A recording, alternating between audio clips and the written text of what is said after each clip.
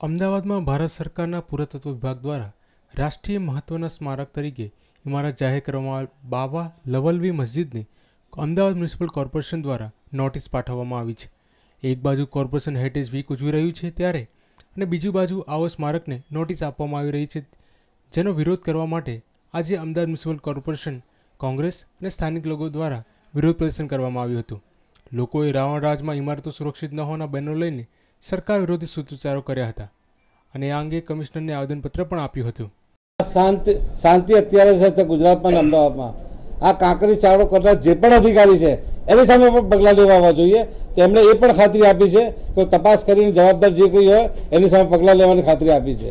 સાથે સાથે આ એન્શિયન્ટ મોન્યુમેન્ટ છે એની જે હિસ્ટ્રી છે એ પણ આપ જાણો છો કે 650 વર્ષ જૂની અમદાવાદ શહેરની સ્થાપના સમયના આ બુઝુર્ગ છે કે જેમણે આની સ્થાપનામાં દુઆઓ પણ કરી હતી એમાં સવાસાની સાથે.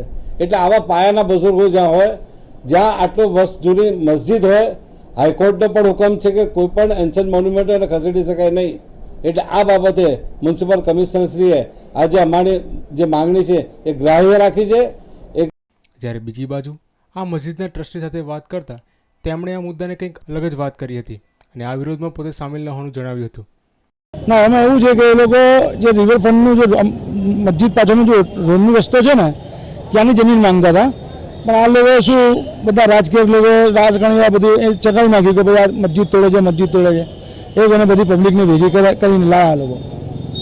હાલ તો આ મુદ્દે કમિશનરે આ બાંધકામ તોડવામાં નહીં આવે તેવી ખાતરી આપી છે, પરંતુ કેમેરા સામે કશું નહીં કહેવાનું પણ જણાવ્યું છે.